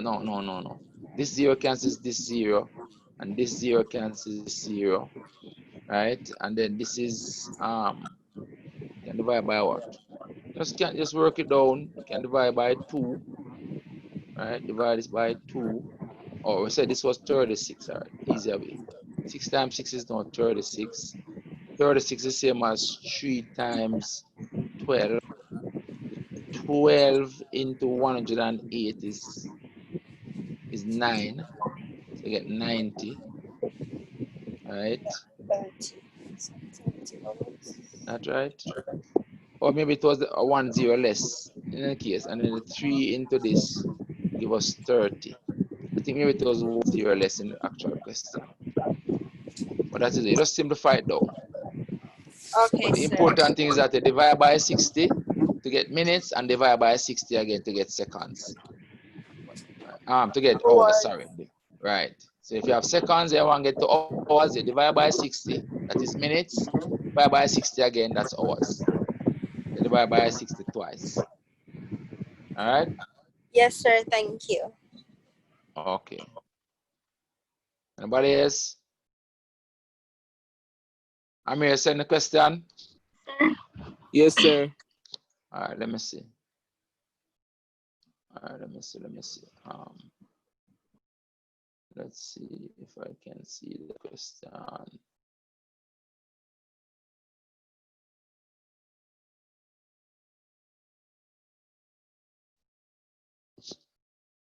Is it?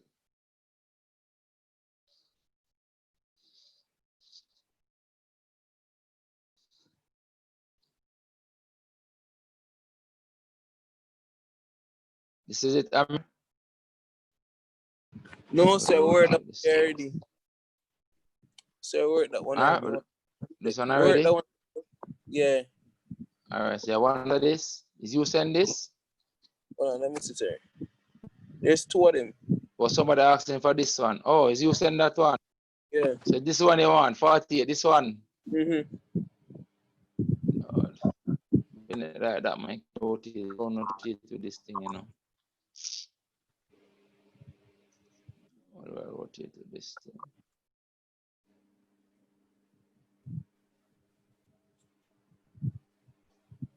So you want it rotated? Yeah, but I rotate and then send it. Here. So I can rotate it here. So.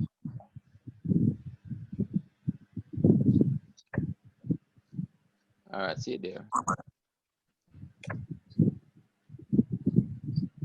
All right, this question, right? Mr. 48. Yes, sir. That is this one, the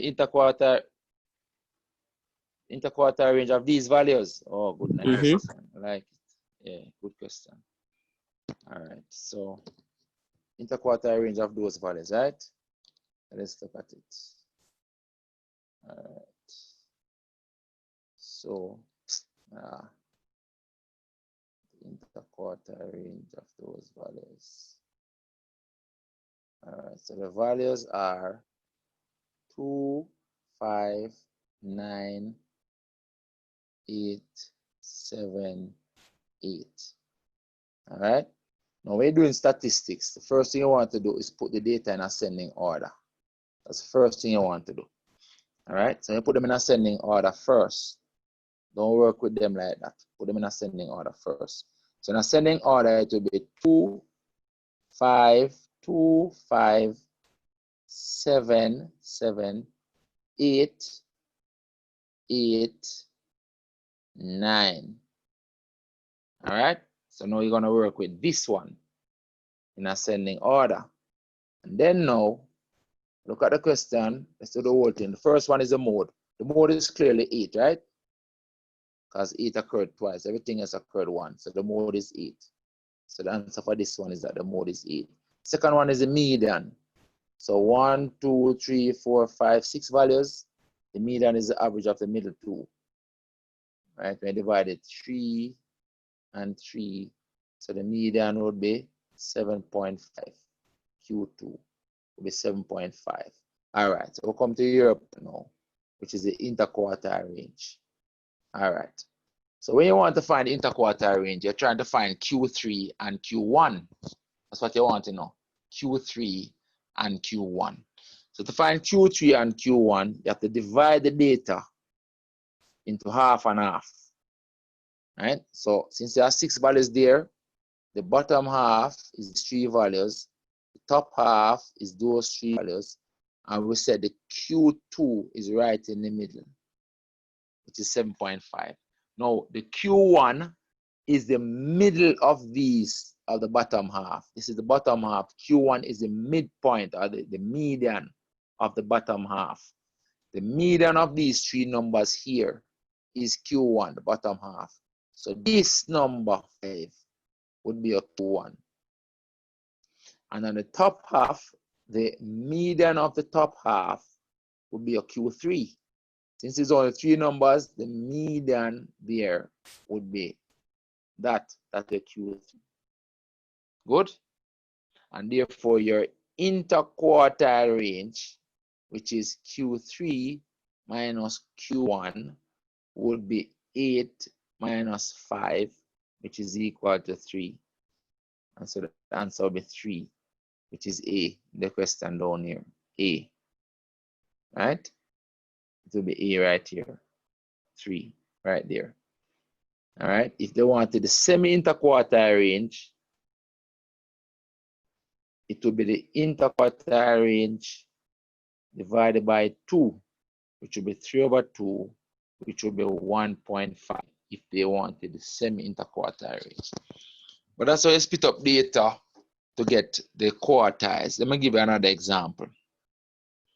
Let's say the values were, let's put another value to this one. Let's say the values were 2, 5, 7, 8, 8, 9, 11. Let's say those were the values.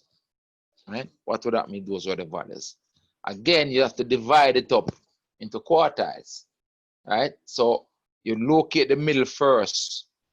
You locate the middle first, the median first. Right? And the median will be 8. Right? Here will be the median. So that will be Q2. Then after you find Q2, you have a bottom half and a top half. So in this case, this will be a Q1 again. And this will be a Q3. And then the interquartile range would be the 9 minus the 5, which will be 4. All right, let's add another value now and see what happens when we add another value. Let's go again and add another value. So let's say again now, another example. All right, just so we can understand it. It is 2, 5, 7, 8, 8, 9, 11, and say 15. So add another value. 1, 2, 3, 4, 5, 6, 7, 8 values. So you have to add a value to the middle to find the median. I remember, you know, when you divide the data, you have to find the median first. All right. So because it's 8 values, we're going to divide it half and half. Right. And you got to add a value for the median. So this will be the bottom half this time, and this will be the top half this time. And the median Q2 will be right here. In this case, the Q2 will be 8, because the average of 8 and 8 is 8. Then now, you want the median of now these 4 values for your Q1. So because it's 4 values, the median would now be in between the 5 and the 7. That would be where Q1 would be. And right between 5 and 7 is 6. So the Q1 would be 6 in this case. And again, on the top half now up here, you want the median of the top half. And since there are 4 values there, the median of the top half will be a Q3 right in between the 9 and 11. That would be a Q3. That would be 10. And then your interquartile range would be 6, would be 10 minus 6. I mean, it's just coincidental that is 4 again, right? Don't think it's always 4. It's coincidental that is 10 minus 6 is 4 again. Let's do one more time and add another value and see what happens, right? Let's just do one more time.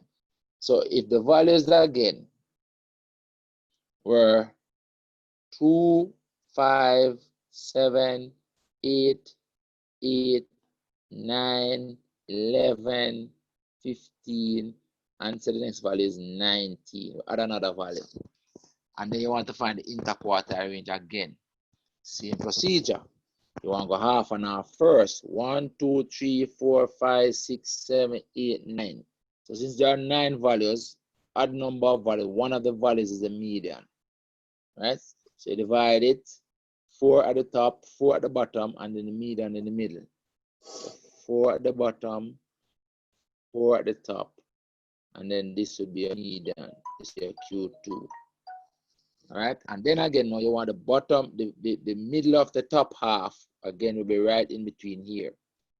The middle of the top half will be a Q1. The bottom half, sorry, will be a Q1. So Q1 there will be 6, average of 5 and 7 is 6. And the middle of the top half will be right in between now the 11 and the 15, right?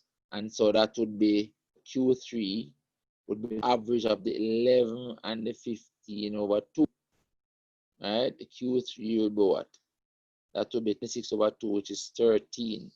And then the interquartile range would be the Q3, which is 13, minus the Q1, which is 6. 13 minus 6 is 7. So the interquartile range there now will be 7. So hope everybody understands that. So you have to divide, you have to find the first quartile first, the middle quartile first, the Q2 first. After you find the middle quartile, they're gonna have a top half and a bottom half with the same number of values. Then the median of the bottom half is Q1 and the median of the top half is Q3. And you subtract them. All right, so that's where you find interquartile range from raw data. This is interquartile range from raw data. All right, that is that. All right, any other question? Yeah, man, sir. I have somebody. Me just text another question, sir. Somebody asked me to send you. All right, let me go and see then. Hold on. Let's see. Okay.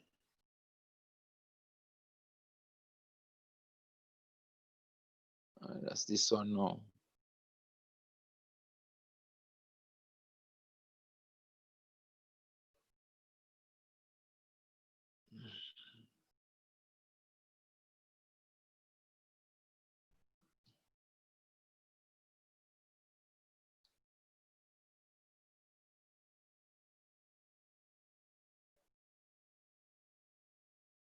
Which one of them? Number what? I think it's just 49 alone. No, 48, I mean. 48? Yeah. You want a gradient? All right. What did With this one. That question.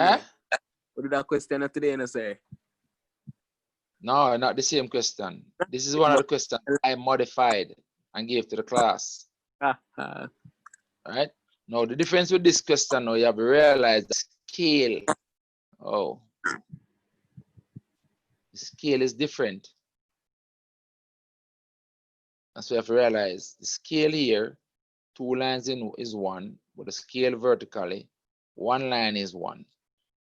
All right? And you want the gradient. The gradient still rise over run. So you can still use any 2 points. So you can use, let me use the red. You can use these 2 points just to see. All right? Or better yet, let's use these 2 points here and here. All right, to get the gradient. So you want to calculate the rise over the run. The rise based on the y-axis is 2 units. But based on the horizontal scale, the run is just 1 unit. So if you go through 2 grids, the run is just 1 unit because the scale has changed. So that's why you have to read the x-axis carefully. So it will be 2 over 1. 2 divided by 1. That will be the rise over the run. It's 2 over 1, which is 2. So that will be the answer 2. Rise over run.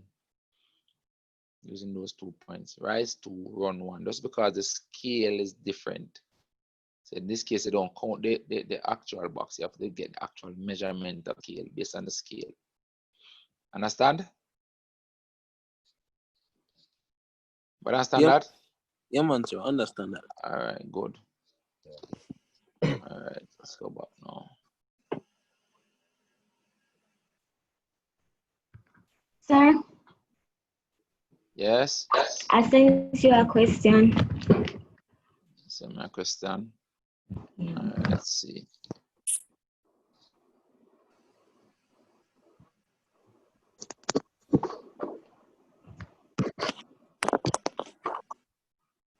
Which one? The one at 4:44 p.m. Who sent the question now? That's a clue. Oh, this one? Okay, this one.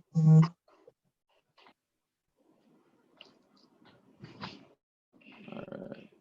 No, the one at yeah, that one. This one? Yeah. This question? Yes, sir. All right.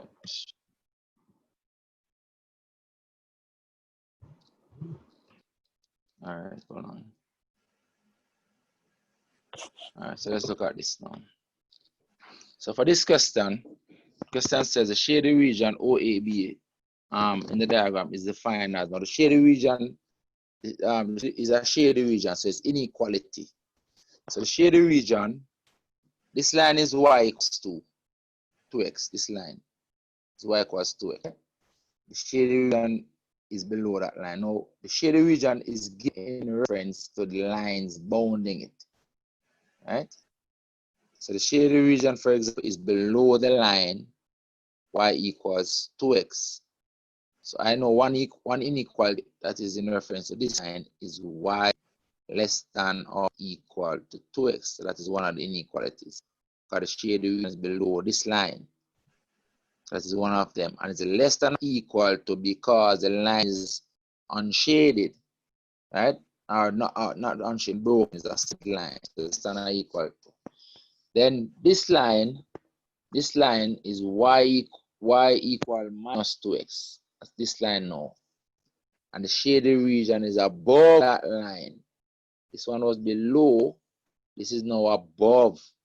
So since the shaded region is above that line, the inequality related to this line is y greater than or equal to the minus 2x because the shaded region is above it. right? And then the third line bounded by the inequality is this vertical line here. This vertical line here.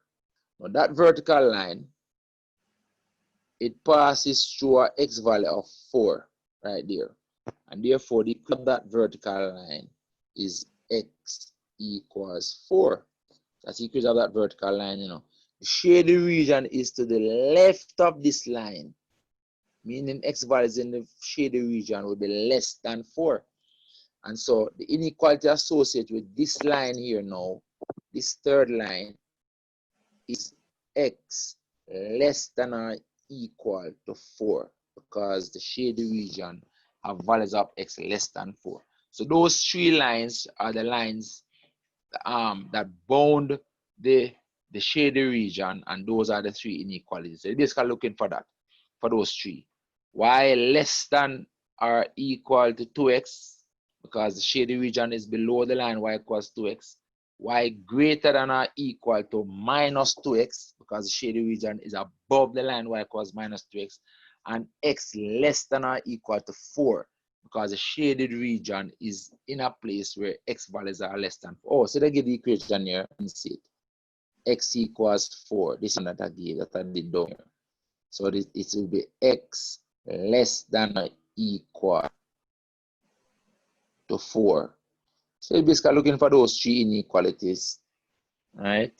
This is not valid because none of the line is broken, right? So that one not valid. When it's less than is when you have a broken line, right? So that one not valid. Second one, this may not valid again because that's greater than. All the line must have the equal on it. Then let's keep my finger on it. Then the third one, less than 2x. That's not it. But none of these lines broken. So well, I'm not seeing the last one. I guess the last one. See there? It's the last one, you know. That is kind of out. D is the answer. D is the answer.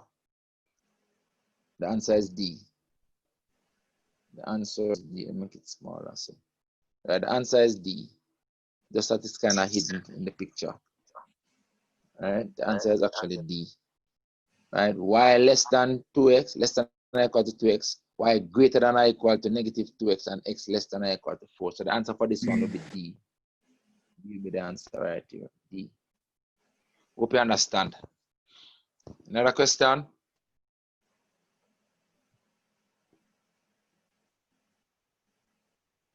Another question? Sir, I would like that question, sir. Yeah, that's a nice question. I like that when I say a question like that. Yeah. It's sweet. Yeah. Yeah, they set it on multiple choice sometimes. In the older paper, I think I don't see much of them on the more recent papers. Back in the day, they just send them a lot. Maxim sent something, but he deleted it. Anybody else have any question?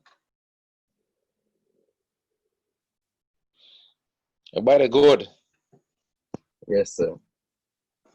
All right, well, if everybody good, then we can call it a day. And you go and shoot the exam tomorrow. So everybody is good. Nobody have any question. Everybody understand everything. And I bet you I'm up now, people are sending questions come. So explain this. Explain that. So explain this. So explain that. No problem. If you send them, I'll answer them just the same, right? And send them, I'll answer them just the same. But remember, no studying tonight after 8 o'clock. So you want to do now is just pick out your 10 questions that are always giving you a problem. For some reason, you're just always having problems with them. Especially some of the ones that they change up all the time. Make a note of them. Look at them the last thing. Yes? Sir? Yes? Can I get your number, please? For phone call, my number is 881-5600. And for WhatsApp? For WhatsApp, it's 839-0321. 8390321. 8390321. All right, thank you. 8390321. So you can send questions, guys. I'll answer them the best way I can, as many of them as I can. All right, so if you're going through later and something bug you, you can just send it and I'll work it out and send it for you. Or I'll call and explain or something. I'll try to help. All right? Yes, sir. All right, so it's now 5 o'clock and everybody's good. I feel reluctant to end the session because I just feel like there's something else to do. Seriously. So more maths equal better maths, you know, sir. Every time, more maths equals better maths. All right, but if you're all confident that you're good, you don't have anything else to ask me, then, you know, we can call it an evening. Just remember my instructions: no studying after 8 o'clock and no studying in the morning. Only the 10 questions that you write down. All right, only the 10 questions you write. Make sure you have everything when you go to the exam room. You must have your ID, you must have your pencil, you must have a clean eraser, you must have a pen, because you have to write up your paper in pen. Right? The paper you write up your candidate number and so forth, you have to write it up in pen. All right? So you have, make sure you have your pencil, your pen, your ID, your timetable. All right? And if in doubt, wear your uniform. If you're in doubt about what to wear your uniform. Can't ever go wrong with your uniform. If you're doing the exam at school, more than likely you have to wear uniform. If you're doing the exam at a center, then you can, you know, you don't have to go in a uniform. But if you're not sure, wear your uniform. Next thing, get to the exam room no later than 8 o'clock. Get to the exam center no later than 8 o'clock. Some centers have multiple rooms. So you have to go and search for your number. You find the room based on your candidate number. So find your room early. Don't make 9 o'clock come and you don't know where your room is. Find your room early. Some centers have multiple rooms, like KC. KC have multiple rooms. The entire school they'll be using. So if you go on, there's some charts that they put up with the candidate numbers. Find your room. Right? Find your room early so you know exactly where you're taking the exam. All right? And remember, don't work out no question in the morning. You don't need to be working out any more questions on the day of the exam. Only the 60 questions on the paper. Keep repeating that I'm very serious about it. You need to go in the exam rested with a fresh brain, ready to work, ready to fire, ready to pick up mistakes, ready to see everything. To see when a 2 used to be a 2 is now a 3. A question used to be a minus is now a plus. A question used to be a y is now a x. These things. A question used to say x-axis now saying y-axis. Everything you want to pick up, every little change, you want to be sharp and alert. The best way to be sharp and alert is to be rested. All right? So after 8 o'clock tonight, no more studying at all. Not even in the morning. So if I come down to KC, I don't want to see nobody a study. If I go up to Andrews, I don't want to see nobody a study. If I go up to Immaculate, I don't want to see nobody a study. If I go up to Arden, I don't want to see nobody a study. Any school, I go Camperdown, I don't want to see nobody a study. Etc.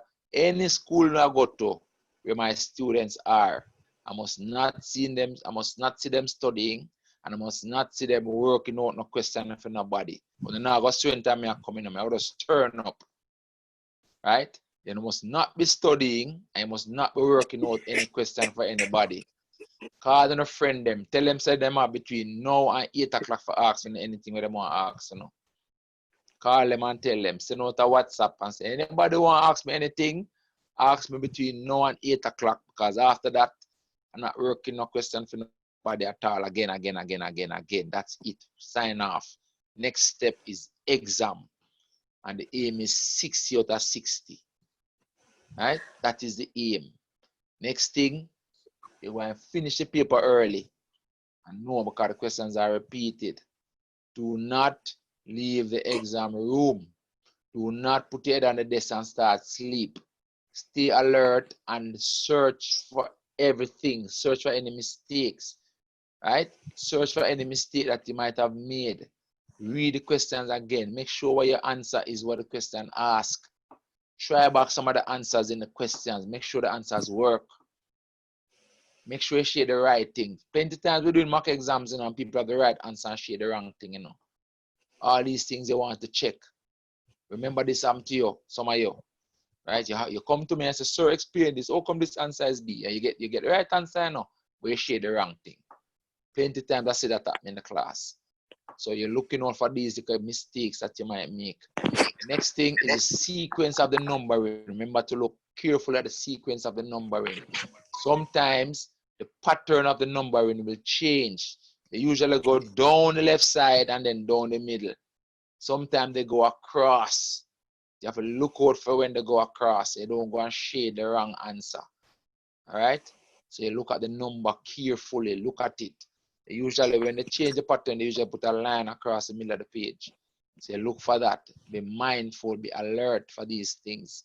Everything important. Don't take anything for granted. All right? So, yeah, I don't have anything else to tell you. I'm going to send you in writing some of these things. What I'll do also is try to post the videos in the group. So if you want to go back and look at anything between now and 8 o'clock, you can go. After 8 o'clock, and take them down. All the videos. So I'm gonna send the link to the videos that for the classes that we have had, so you can go and watch them. I hope they work. Usually Zoom take a time to produce the videos. So I'll see if they're there and send the link to the group, and anybody else who want it, you just let me know. I'll send it to them. All right, and I think that is that, and my job is done. It's now for you to go and shut it and get 60 out of 60. And send me the message tomorrow that the exam was soft. When the exam is over, send me a message on my phone to say that the exam was soft. With a capital T. Be creative. Soft. All right? All right, guys. So later then.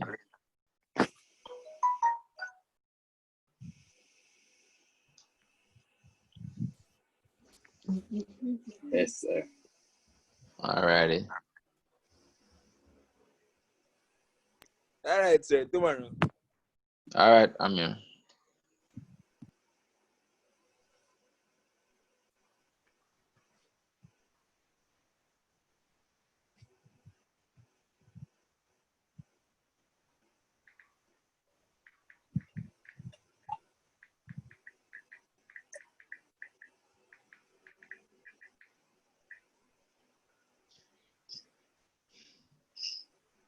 All right, I'm going to look about the videos. Let me stop the recording as a matter of fact.